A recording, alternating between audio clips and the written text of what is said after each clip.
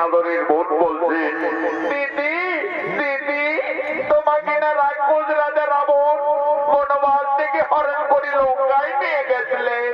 দিদি সকলেই বলে ওই রাক্ষস রাবণের নাকি 10টি ভয়ঙ্কর মাথা ছিল, 20টি হাত ছিল। দিদি বলো না, সেই রাক্ষস রাবণ দেখতে কতই ভয়ঙ্কর ছিলেন। উনি বোনরা, আমাকে ওই পাপিষ্ঠ রাক্ষস রাবণ বনবাস থেকে হরণ করে লঙ্কায় নিয়ে যায় ঠিকই, কিন্তু আমি কোনোদিন নন ভরে ওই রাক্ষস রাবণ রাজাকে দর্শন করেছিলাম না। তবে আমাকে যেদিন আকাশপথে হরণ করে নিয়ে যায় লঙ্কায়, আমি সেই দিন সমুদ্রের জলে ওই ভয়ঙ্কর দানবের রূপটি দেখেছিলাম। ওই বোনরা, সেই রাক্ষস রাবণ দেখতে কতই ভয়ঙ্কর। আজ আমি রাজপ্রাসাদের মধ্যে তার শরীরের অঙ্গ প্রত্যঙ্গ সমস্তই অঙ্কন করবো, তা তোমরা নন মনে দর্শন করো। মা সীতা, রাক্ষস রাবণ দেখতে কতই ভয়ঙ্কর ছিলেন। আজই রাজপ্রাসাদের মধ্যে তার 10টি ভয়ঙ্কর রাক্ষসের মাথা, 20টি হাত, শরীরের অঙ্গ প্রত্যঙ্গ একের পর এক কম্পন করতে লাগলেন। সেই সময় মা সীতা পঞ্চমাসের গর্ভবতী ছিলেন। মা সীতা নৌনে নিদ্রার আকর্ষণ থেকে উঠল। সেই রাক্ষসের ছবি অঙ্কন করতে করতে মা জানকী তার উপরে নিদ্রা যাপন করিলেন।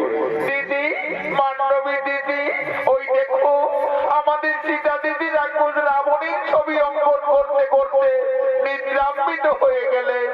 আমাদের সীতা দিদি পঞ্চমাসের গর্ভবতী, তার বিশ্রামের খুবই প্রয়োজন। চলো দিদি, ততক্ষণে আমরা রাজপ্রাসাদের অন্তরালে যাই। চলো।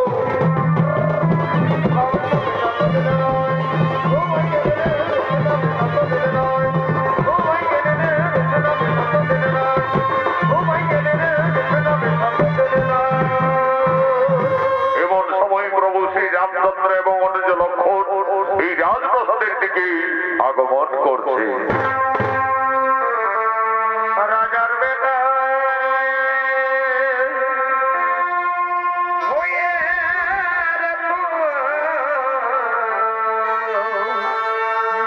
রাজার বেটা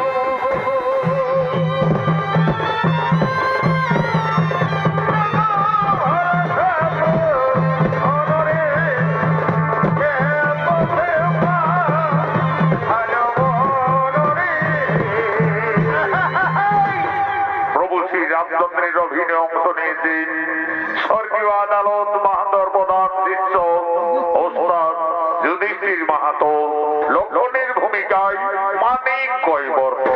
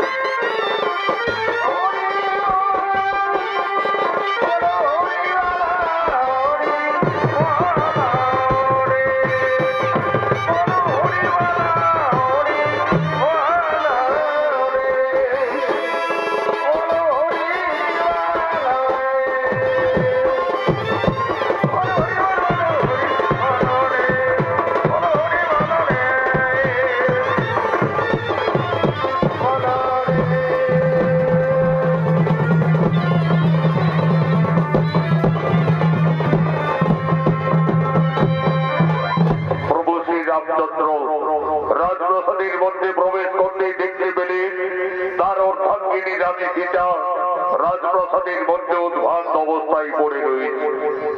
কি আমার সেটা ওইভাবে রাজপ্রাসাদের মধ্যে পড়ে রয়েছে কেন? প্রভু শ্রী রামচন্দ্র এসে দেখলেন রাক্ষস রাবণের ছবি অঙ্কন করে তার উপরে তার স্ত্রী নিদ্রা যাপন করে রয়েছে। সেটা ওইভাবে রাক্ষস রাবণের ছবি অঙ্কন করে রাজপ্রাসাদের মধ্যে অবগাহন করে রয়েছে কেন? না না না না না না না, তা হতে পারি না, তা হতে পারি না। সেটা কেন রাক্ষস রাবণের উপরে বিরাজমান? তাহলে কি আবার সেটা সত্যি লঙ্কায় গিয়ে রাক্ষস রাবণের প্রেমে পড়েছিল? হয়তো সেটা রাবণ রাজাকে কোনো ভুলতে পারেনি যে তার ছবি অঙ্কন করে সেটা এখনো তার উপরে বিরাজমান। না না না না না না না, আবার সেটা অসতী, এই সেটা কলঙ্কিনী, যার জন্য আমরা দুই ভাই দিবারাত্রি মনে মনে কেঁদেছি, যার জন্য আমি অকালে বালি রাতকে হত্যা করেছি, যার জন্য লক্ষ লক্ষ মানব সেনা সঙ্গে করে রাক্ষসকুল বিনাশ করে যে সীতাকে লঙ্কার থেকে মুক্তি করে অযোধ্যায় ফিরিয়ে এনেছি, আজ সেই সীতা রাবণেরই ছবি অঙ্কন করে রাজপ্রাসাদের মধ্যে নিদ্রা যাপন করছে। না না না না না না, আমার সীতা কলঙ্কিনী, এই সীতা বিচারিণী। কোথায় ওরে প্রাণের ভাই লক্ষ্য?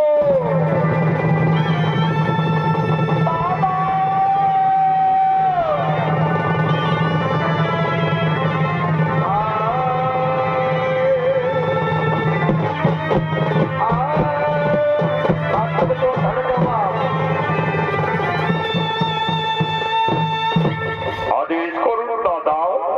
ওরে ভাই লক্ষ্য, ওরে আমার প্রাণের ভাই লক্ষ্য, ওইতে করে ভাই আমাদের রানী সীতা রাক্ষস রাবণের ছবি অঙ্কন করে রাজপ্রাসাদের মধ্যে নিদ্রা যাপন করে রয়েছে। ওরে ভাই লক্ষ্য, এই কলঙ্কিনী হয়তো লঙ্কায় গিয়ে রাক্ষস রাবণের প্রেমে পড়েছিল, হয়তো সীতা রাবণ রাজাকে কোনো ভুলতে পারেনি যে তার ছবি অঙ্কন করে সীতা এখনো তার উপরে বিরাজমান। ওরে ভাই লক্ষ্য, এই কলঙ্কিনী যদি আমাদের অযোধ্যা নগরে থাকে তাহলে আমাদের রঘুকুলের বদনাম হয়ে যাবে রে ভাই, আমাদের সূর্য বংশের বদনাম হয়ে যাবে। ওরে প্রাণের ভাই লক্ষ্য, এই কলঙ্কিনীর আর আমি মুখ দর্শন করতে চাই না। যাও তুমি এই দিটার দিকে নিয়ে এসো নির্বাসনে।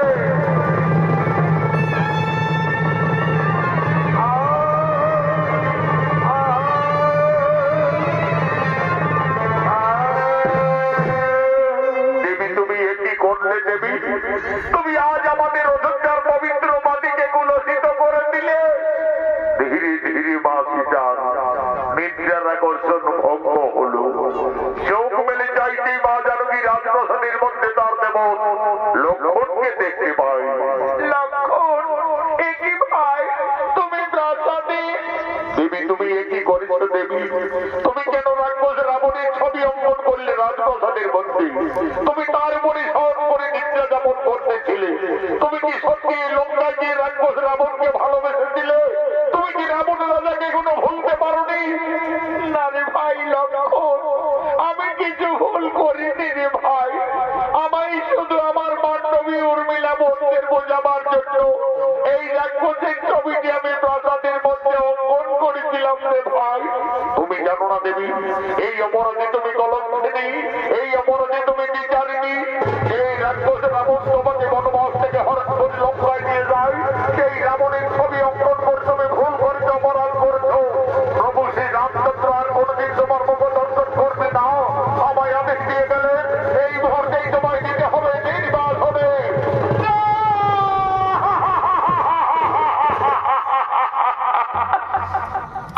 হে প্রভু, হে প্রভু রঘুনাথ, আজ তুমি আমাকে বিনা অপরাধে কলঙ্কিনী সাজালে। হে স্বামী, তুমি তো আমাকে লঙ্কার থেকে ফিরে এনে আমাকে সকলের উপস্থিতিতে অগ্নি পরীক্ষা করিয়েছিলে প্রভু। সবকিছু জেনেও আজ আমি বিচারিনি।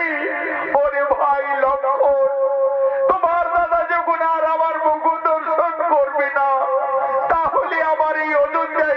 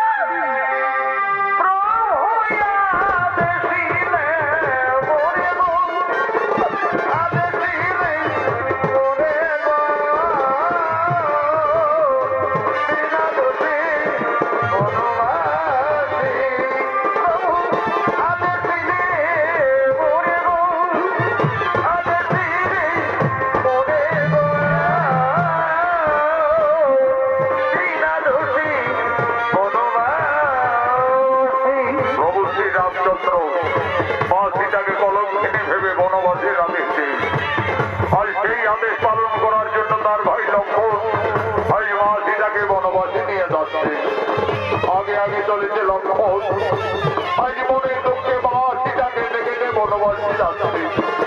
বন বেরিয়ে ঘর কাননে প্রবেশ করেছে লক্ষণ দেবী সীতাকে নেই। লক্ষণ বলছে, দেবী গো, দেখো দেবী, আমরা তো বনবাসীর যথার্থ জায়গায় উপস্থিত হয়ে গেছি দেবী। তুমি তোমার বনবাস জীবনেই কাটাবে দেবী। তুমি আমাকে অযোধ্যায় ফিরে যাওয়ার অনুমতি দাও দেবী। আমাকে অযোধ্যায় ফিরে যেতে হবে, কিন্তু আমি কিভাবে একটি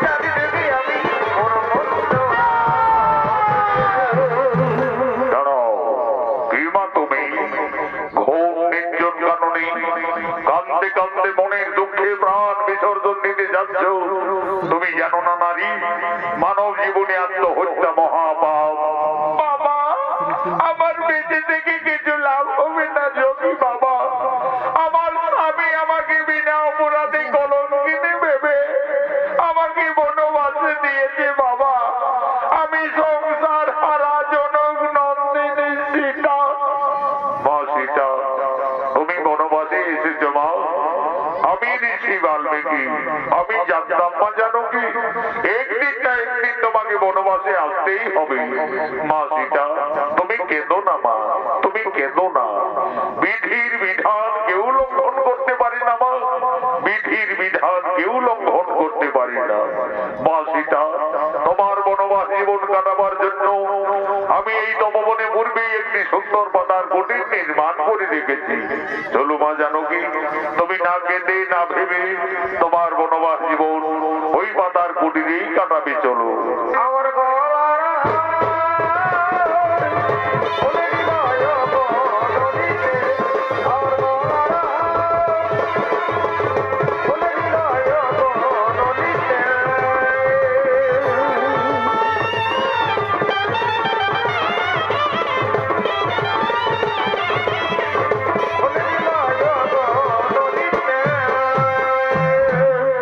সীতা তার বনবাস জীবন যোগী বাল্মীকির তপবনে কাটাতে শুরু করলেন।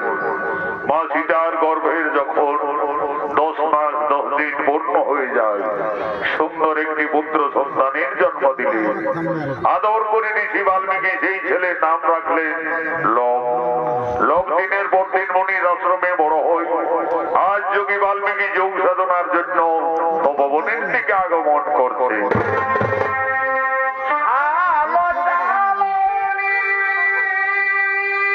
পরে ভাই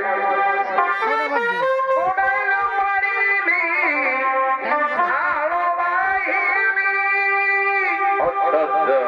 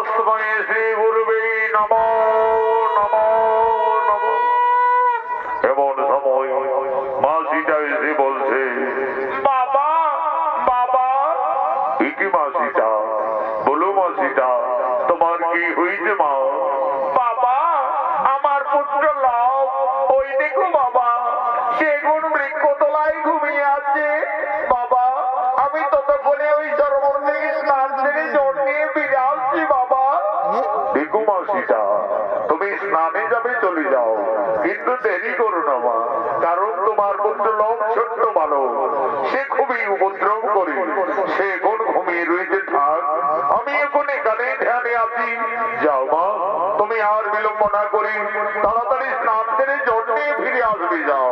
সীতা গেল জোলা গেছে, লব গেল পরদিশে, লব গেল দেখে মনে, কুশল মনে রে, কুশল মনে সরোবরে স্নানে চলে গেলে যোগী বাল্মীকি বসলেন পুনরায় ধ্যানে। এমন সময় লোভের ঘুম ভেঙে যায়। লোভ তার মায়ের পিছনে পিছনে ছুটে চলে গেলেন সরোবরের দিকে। মনির ধ্যান ভঙ্গ হলো। মনি দেখতেন সেখানে লোভ ঘুমিয়ে নেই। এ কি, লোভ তো বৃক্ষতলায় ঘুমিয়েছিল, তাহলে ছেলেটি হঠাৎ গেল বা কোথায়? বলি লোভ, তুমি কোথায় গেলে? ফিরে এসো।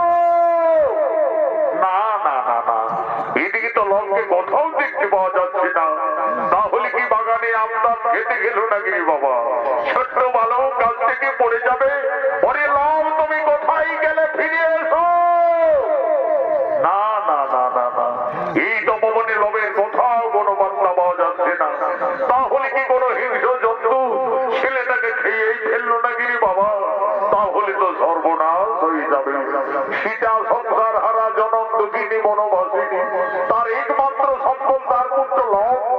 লোভকে বৃক্ষতলায় ঘুমিয়ে রেখে মা সীতা সরোবরে স্নানে গেছে।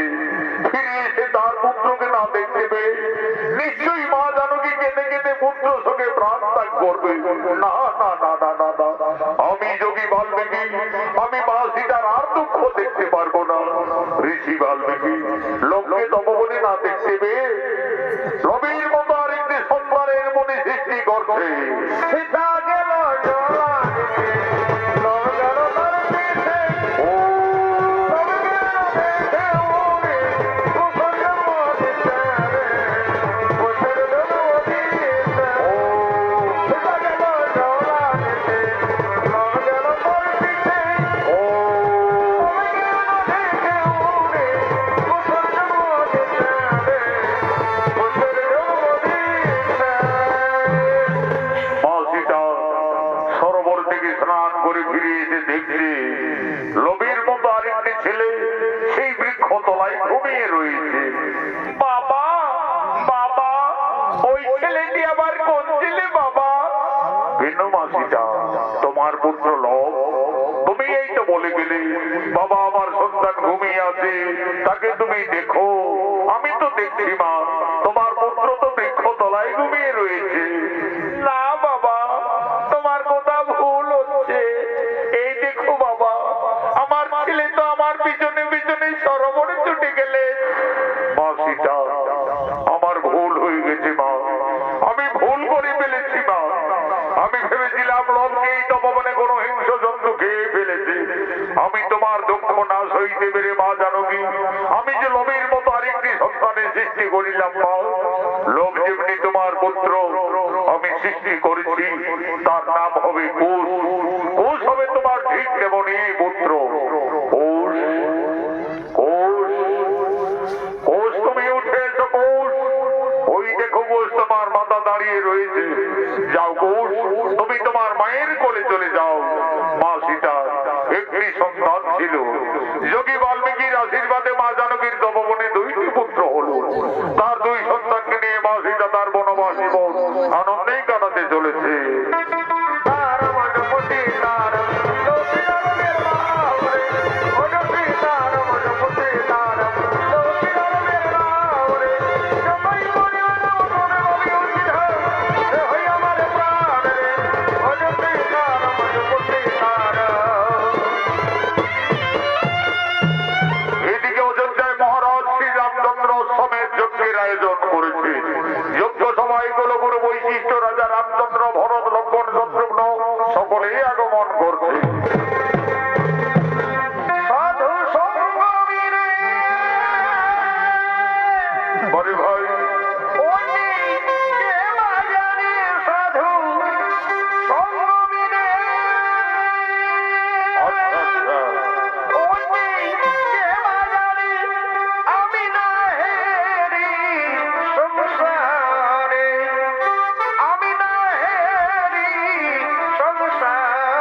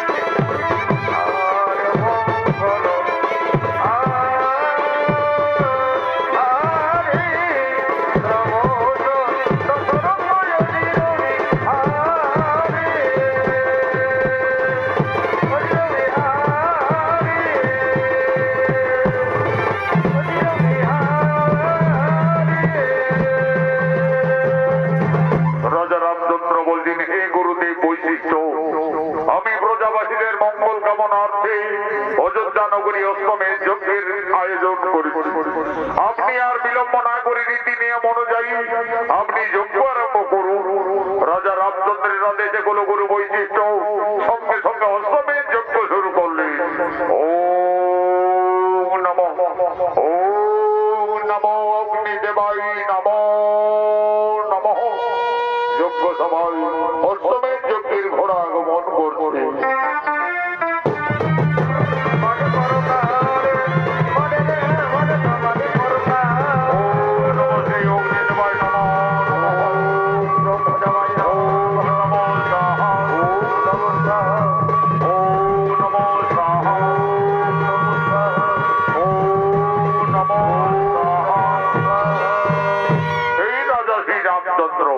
আমাদের অশ্বমেধ যজ্ঞ প্রায় সমাপনের মুখে, আর বিলম্ব না করে এই অশ্বমেধ যজ্ঞের ঘোড়ার কপালে সন্ধান করে লিপিবদ্ধ করুন।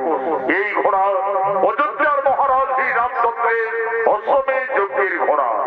এই ঘোড়া পূর্ব পশ্চিম উত্তর দক্ষিণ যতদূর পরিভ্রমণ করবে ততদূর অযোধ্যার সীমানা বলেই পরিচিত থাকবে। আর যদি কেউ বাহু বলে এই ঘোড়াকে বন্দী করে, তাহলে রাজা শ্রী রামচন্দ্রের সঙ্গে যুদ্ধ করতে হবে। কুলগুরু বৈশিষ্ট্যের আদেশে রাজা রামচন্দ্র অশ্বমেধ যজ্ঞের ঘোড়ার কপালে সন্ধান করে লিপিবদ্ধ করলে ঘোড়া যজ্ঞস্থল থেকে যাচ্ছে। ঘোড়ার পিছনে পিছনে অযোধ্যার সমস্ত সেনারা যেতে লাগলে।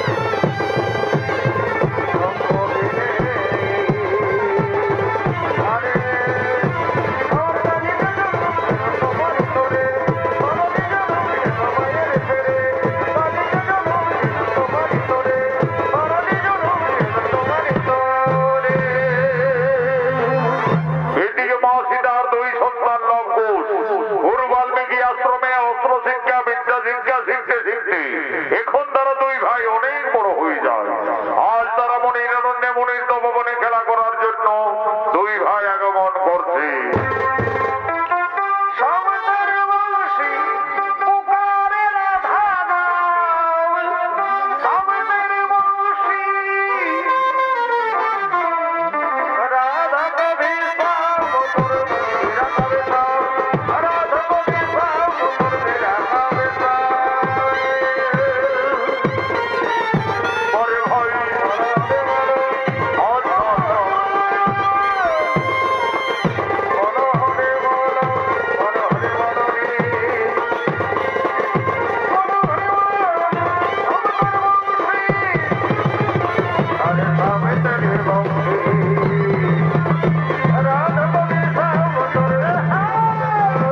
এরাই হল মা সীতার দুই আদরের সন্তান লব ও কুশ।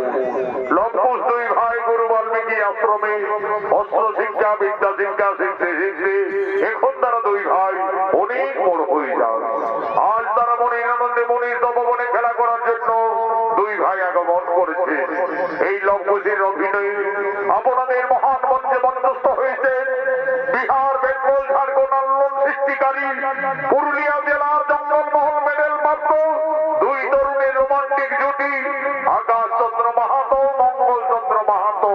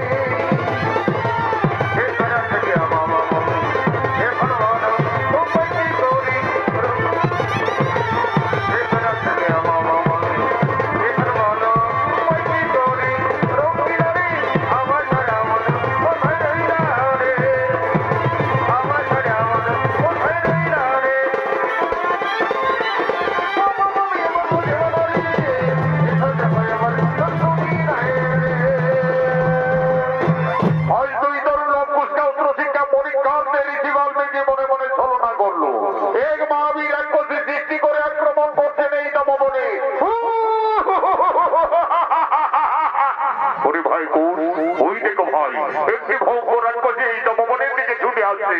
চলো ভাই, ততক্ষণে আমরা কুটিরে পালিয়ে যাব। না দাদা, আমরা কুটিরে পালাতে যাব কেন? আমাদের তো গুরুদেব ঋষি বাল্মীকি অস্ত্র শিক্ষা শিখিয়েছে। চলো না দাদা, সেই অস্ত্র বানিয়ে ওকে আমরা বিনাশ করে দেব। তুমি তাই চলো ভাই, তাই চলো। এই রাক্ষসী এই তপবনে আর এক পা এগিয়ে এলে আজ তোকে আমরা সকলে বিনাশ করবো। কি এ তো সাহস তোদের অনিযোগী বালক, আজ আমি তোদের খেয়ে ফেলবো।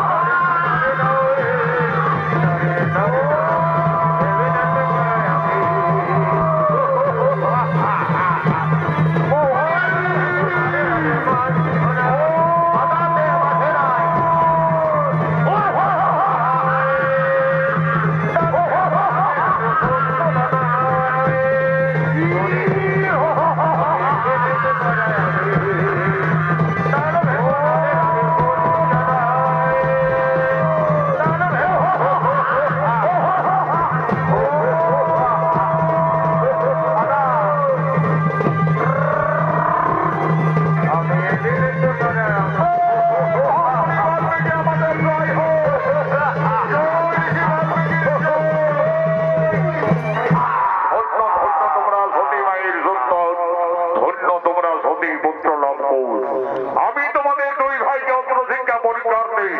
আমি এই মনে মনে ছলনা করে এই মহাবীর রাক্ষসী সৃষ্টি করে তোমাদের আক্রমণ করেছিলাম। আমার শিক্ষা অস্ত্র মানে তোমরা এই তরুণ বয়সে যথার্থ এই মহাবীরকে বিনাশ করলে, একে তোমরা সংহার করলে। পরিলম্বুষ, তোমরা দুইজনের অনুশিক্ষায় উদ্বিগ্ন। তোমাদের আশ্রমে বিদ্যা শিক্ষা অস্ত্র শিক্ষা সকলেই সম্পন্ন। কালকে তোমাদের নীতি যোগে আমি দুই ভাইকে মহামন্ত্র দান করব।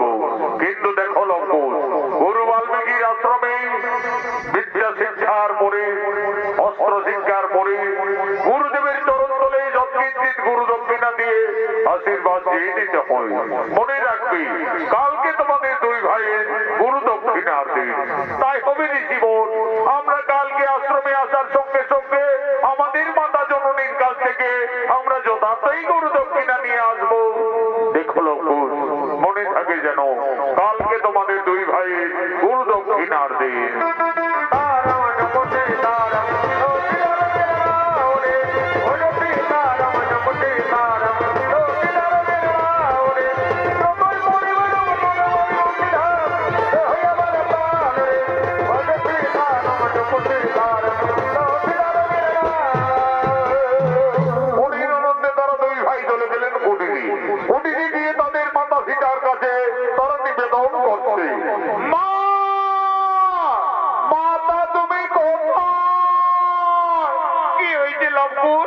ওইভাবে মামা চিৎকার করতে করতে কুটিরে এলি, তপবনে কিছু বিপদ হয়েছিল নাকি বাবারা?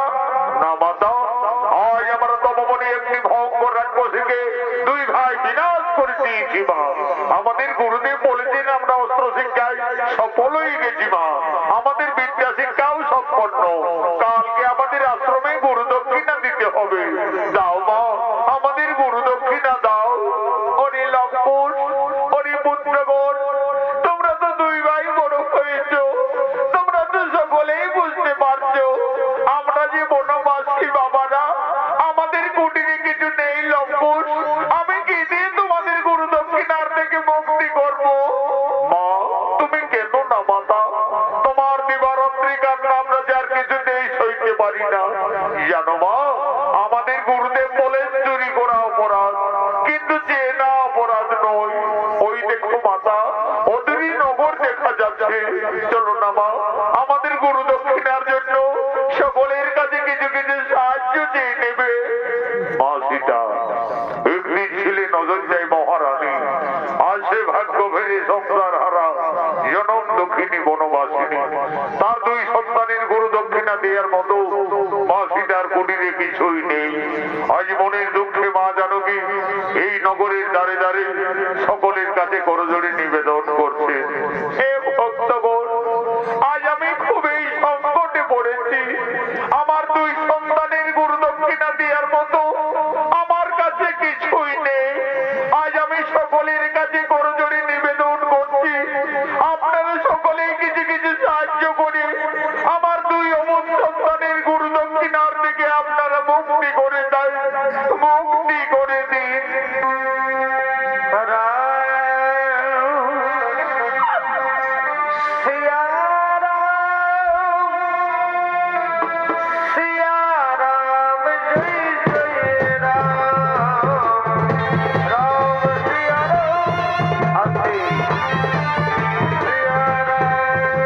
আজ মনের দুঃখে মা সীতা এই নগরের দ্বারে দ্বারে সকলের কাছে ভিক্ষা করতে লাগলেন। তার দুই সন্তান লঙ্কুশের গুরু দক্ষিণার জন্য সকলের কাছে সাহায্য চাইতে লাগলেন।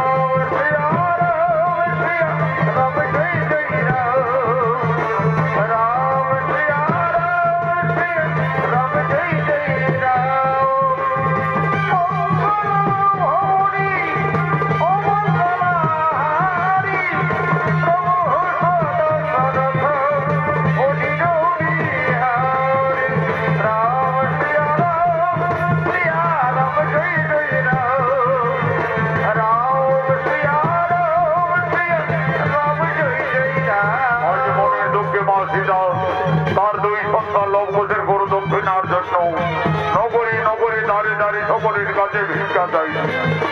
সকলের মনে দয়া হলো, করুণা হলো, যে যেমন বলে লঙ্কুশের গুরু দক্ষিণার জন্য সকলে কিছু কিছু আর্থিক সাহায্য করলেন। মা জানকীর বনবাস জীবনে যথেষ্ট অর্থমাত্রা হলো। আজ মা সীতা বলছে, অরি লঙ্কুশ, এই তো বাবারা আমাদের সকলেই দয়া করেছে, করুণা করেছে। এই মন্ত্র আশ্রমে গুরুদেবের চরণ তলে প্রণাম জানিয়ে তোমরা গুরু দক্ষিণার থেকে মুক্তি হবে বাবারা। মা সীতা নগরী নগরী ভিক্ষা করে আর যেটুকু অর্থ পেয়েছিলে আজ সমানভাবে তার দুই সন্তান লঙ্কুশের হাতে মা জানকী তুলে দিলে। আজ মা সীতা বলছে, অরি লঙ্কুশ, আর বিলম্ব করো না বাবারা। মা তুমি কেন না মাতা, তুমি কুটিরে যাও মা, আমরা গুরু দক্ষিণা দিয়ে অতি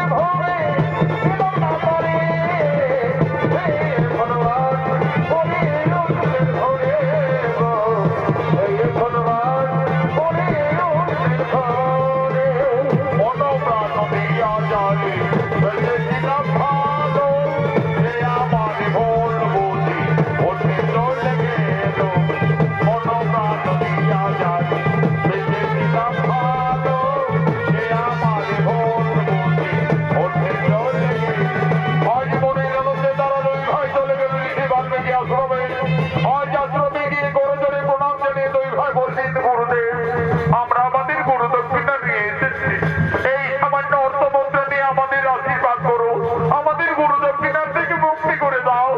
ধন্য ধন্য তোমরা সতী পুত্র লম্বর, আজ আমি আনন্দিত, আমি গর্বিত, আমি তোমাদের পূর্ণ আশীর্বাদ করবো।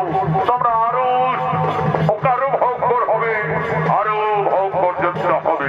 এই নাও গুরুদেব, এই নাম আমাদের গুরু দক্ষিণা।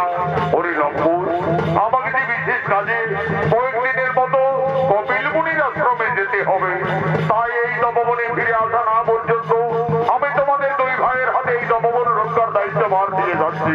আমার আদেশ তোমরা পালন করবে, আমি যেন ফিরে এসে এই তপবনে কিছু ক্ষতি না দেখতে পাই। তাই হবে জীবন, আমরা দুই ভাই এই তপবনকে রক্ষা করে যাব, এই তপবনের কিছু ক্ষতি হতে দেব না। তাহলে লম্বর, আমি যাই গঙ্গাসাগরে কপিল মুনির আশ্রমে।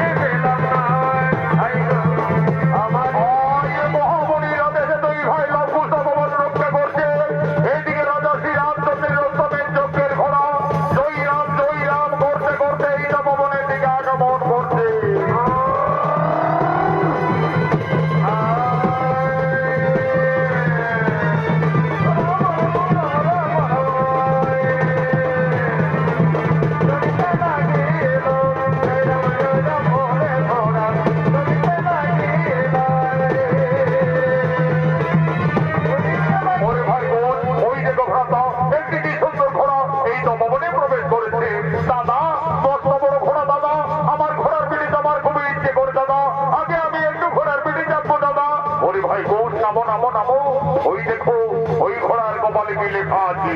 কি লেখা আছে দাদা? ওই দেখো ভাই, লেখা রয়েছে এই ঘোড়া অযোধ্যার মহারাজ শ্রী রামচন্দ্রের রত্নময়ী যজ্ঞের ঘোড়া। এই ঘোড়া যত দূর যাবে তত দূর অযোধ্যার সীমানা বলে পরিচিত থাকবে। আর যদি কেউ বন্দী করে, তাহলে রাজা শ্রী রামচন্দ্রের সঙ্গে যুদ্ধ করতে হবে। দাদা, এই ঘোড়া তো আমাদের গুরুদেব বাল্মীকি মুনির আশ্রমে প্রবেশ করে। এই তপবন রক্ষার দায়িত্ব ভার দিয়ে গুরুদেব কপিল মুনির আশ্রমে গমন করেছে। চলো দাদা, গুরুদেবের আদেশে আমরা এই ঘোড়াকে বন্দী করবো, প্রয়োজনে যুদ্ধই করবো। তবে তাই চলো ভাই। হরি অর্থ, তুমি আমাদের তপবনের বন্ধু, আমাদের সঙ্গে খেলা করবে। চলো ভাই গুণ, আমাদের বন্ধু ঘোড়ার পিঠে চড়ে আমরা এই তপবনে খেলা করি।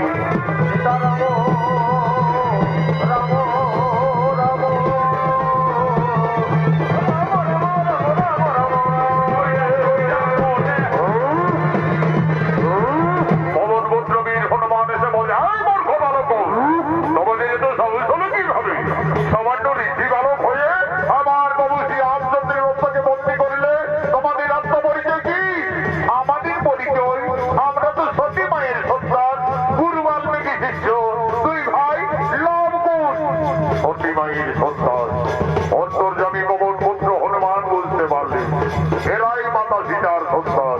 আমি এদের সাথে যুদ্ধ করবো কিভাবে? না না না না, তার দায়িত্বে যদি আমি পরাজয় স্বীকার করি, তাহলে প্রভু শ্রী রামচন্দ্রের সঙ্গে মা সীতার এই তপবনে অবশ্যই মিলন ঘটবে। বুদ্ধিমতী হনুমান আজ ছলনা করলে। এই বালক, এই ঘোড়াকে না ছাড়লে এই গোদার আঘাতে তোমাদের শেষ করে দেবো। কি হনুমান, তুমি আমাদের ভয় দেখাবে? চলে এসো, দেখি কার বাহুতে কত শক্তি আছে।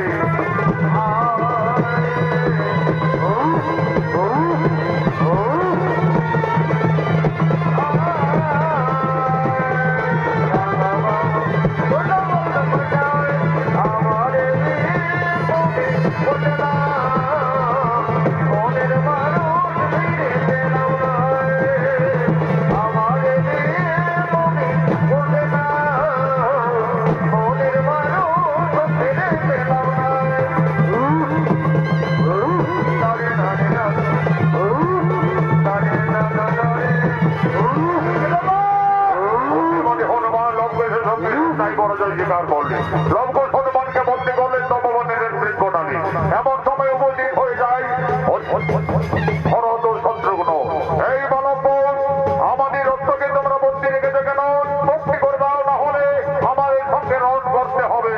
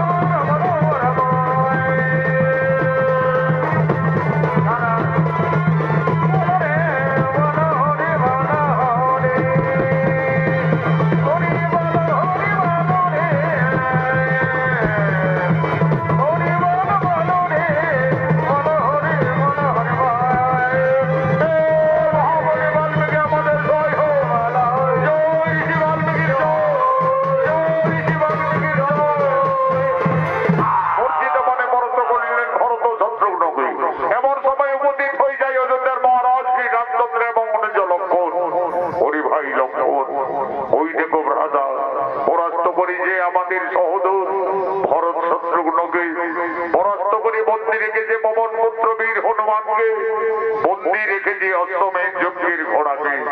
কেমন শক্তিশালী এই জঙ্গলে দুই ঋষি ভালো কে বাবা তোমরা? আমরা সতী মায়ের সন্তান, গুরু বাল্মীকি শিষ্য, দুই ভাই লবকুশ। লবকুশ, দেখো লবকুশ, এই ঘোড়াকে বন্দি করে তোমরা ভুল করেছো। এই ঘোড়াকে তোমরা মুক্তি করে দাও বালকুশ।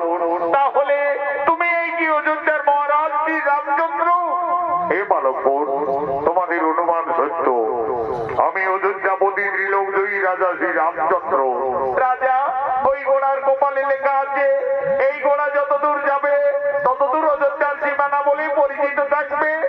হে বালকুশ, তোমরা তো ঠিকই বলেছো। এই ঘোড়া আমার অশ্বমেধ যজ্ঞের ঘোড়া। এই ঘোড়া যতদূর যাবে ততদূর অযোধ্যার সীমানা বলেই পরিচিত থাকবে। রাজা, তাহলে তুমি না যুদ্ধে এই ঘোড়াকে আমরা ছাড়বো না। আমাদের গুরুদেব ঋষি বাল্মীকি তপবন রক্ষার দায়িত্ব ভার দিয়ে কপিল মুনির আশ্রমে গমন করেছে, তাই তো গুরুদেবের আদেশে আমরা বন্দি রেখেছি। তাহলে তোমরা রণের জন্য প্রস্তুত হয়ে যাও বালকুশ। আমার সঙ্গে যে তোমাদের রণ করতে হবে, আর আমি ত্রিলোকজয়ী, আমার সঙ্গে কোনোভাবে রণে উত্তীর্ণ হতে পারবে না। আমার রণে তোমাদের মৃত্যু হয়ে যাবে। তোমাদের মৃত্যুর সংবাদ পেয়ে তোমাদের পিতা মাতা কতই না দুঃখ পাবে। দেখো বালকুশ, তোমরা কোন ঋষি পুত্র? কে তোমাদের পিতা, কে বা তোমাদের মাতা? আমরা তো আমাদের পিতার নাম জানি না, আর শুনিও না।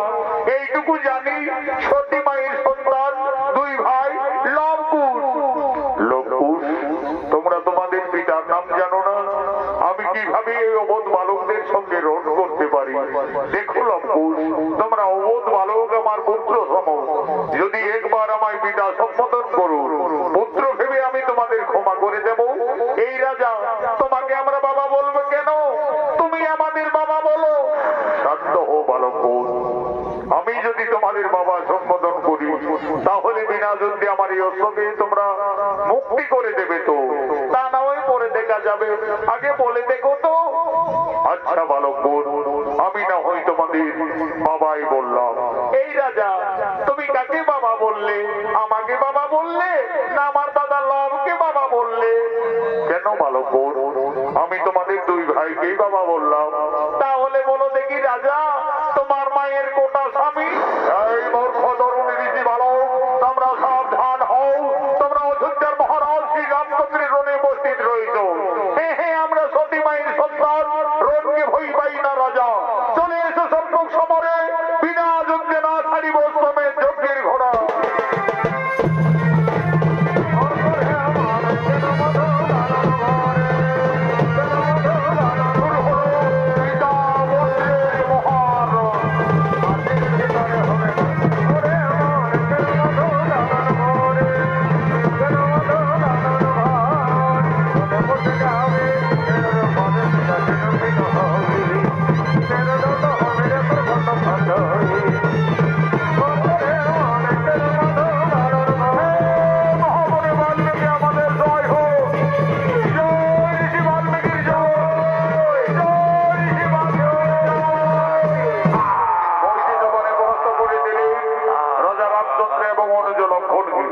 এদিকে কপিল মুনির আশ্রম থেকে ঋষি বাল্মীকি তপবনে ফিরে এসে দেখছে লবকুশ সর্বনাশ করে রেখেছে।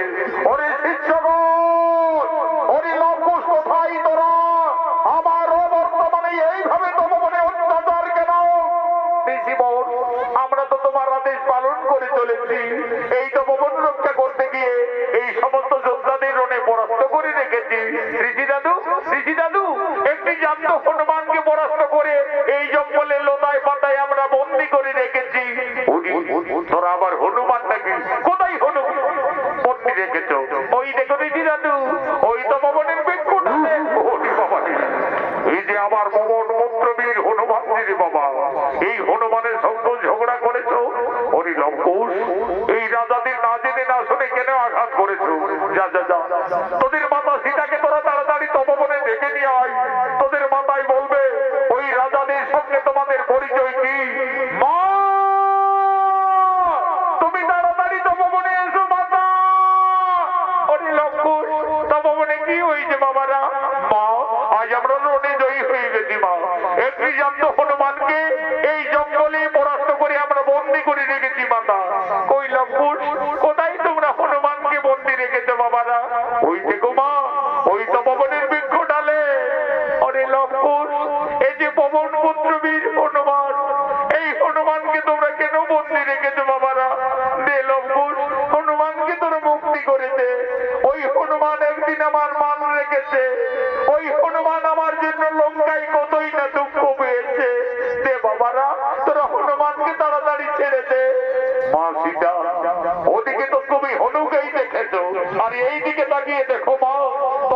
সন্তানেরা তোমার স্বামী তোমার দেবরদের সকলকেই রণে জর্জরিত করে রেখেছে। ওরে লবকুশ, এ তোরা কি করেছিস বাবারা? তোরা কাদের সঙ্গে যুদ্ধ করিস, রণ করিস? তোরা তো সকলই সর্বনাশ করে দিয়েছ লবকুশ। আমার হাতের শাখা সীতার সিঁদুর আজি তপবনে সকলে মুছে দিলে বাবারা। বাবা, আমি আমার বনবাস জীবনে তোমার কাছে কোনোদিনই কিছু চাইনি বাবা। আজ আমার দুই অবুঝ সন্তানে ক্ষমা করি আমার স্বামী এবং দেবরগণকে পুনরায় জীবিত করে দাও বাবা, করে দাও। মা সীতা, তুমি কেন না মা? তারা কেউ মারা যায়নি গো। লবকুশের রণে পরাস্ত হয়ে সকলে জ্ঞান হারা অবস্থায় পড়ে আছে। আমি এক্ষণে কমণ্ডল জল হইতে সকলের জ্ঞান পুনরায় ফিরিয়ে দিচ্ছি। ওম নমো সাহা, ওঠো রাজা শ্রী রামচন্দ্র। ওম নমো সাহা, ওঠো বীর অনন্ত লক্ষণ। ওম নমো সাহা, ওঠো বীর ভরত কুমার। ওম নমো সাহা, ওঠো বীর শত্রুঘ্ন। হে রাজা শ্রী রামচন্দ্র, তুমি আমার অবর্তমানে আমার এই তপবনে এসে আমার এই দুই তরুণ শিষ্যর সঙ্গে এইভাবে রণ করতে পারো না। মনে পড়ে রাজা, একদিন তুমি তোমার রানীকে কলঙ্কিনী ভেবে ৫ মাসের গর্ভবতী অবস্থায় বনবাসে দিয়েছিলে। তোমারই ঔরজাত সন্তান হলো এই লবকুশ। যাদের সঙ্গে তোমরা ঝগড়া করছো, রণ করছো, তারা তোমরা জানো না, চেনো না। তারা তোমাদের এই বংশের লোক সম্পর্কে সকলেই তোমাদের কাকা। আর যে রাজার সঙ্গে তোমরা রণে জর্জরিত, ওই রাজা শ্রী রামচন্দ্র হলো তোমাদের জন্মদাতা পিতা। গুরুদেব, ওই রাজা আমাদের জন্মদাতা পিতা।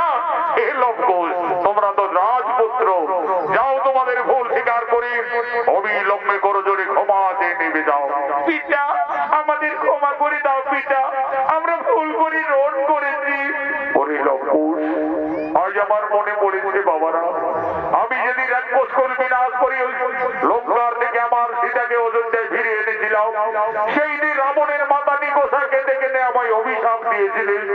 বলেছিলেন, ওরে বনবাসী শ্রীরামচন্দ্র, আজ যেমন পুত্র সঙ্গে আমাকে কাঁদতে হচ্ছে, আমিও তোমাকে অভিশাপ দেব। তুমি ত্রিলোক বিজয়ী হলো, একদিন না একদিন তোমার পরাজয় নিশ্চিত হবে তোমার পুত্রের হাতে। আজ আমার সেই অভিশাপের কথা মনে পড়িল লবকুশ। তোমরাই আমার পুত্রগণ, এসো বাবারা, আমার ভক্তি এসো। মা সীতা, আর তুমি কেঁদো না মা, তোমার বনবাস জীবন শেষ হয়ে গেল মা, তোমার আনন্দের দিন এসেছে। যাও মা, তোমার পরিবারের সকলে তোমার অপেক্ষায় দাঁড়িয়ে রয়েছে। রাজা শ্রী রামচন্দ্র একদিন মা সীতাকে কলঙ্কিনী দ্বিচারিণী ভেবে ৫ মাসের গর্ভবতী অবস্থায় বনবাসে দিয়েছিলেন।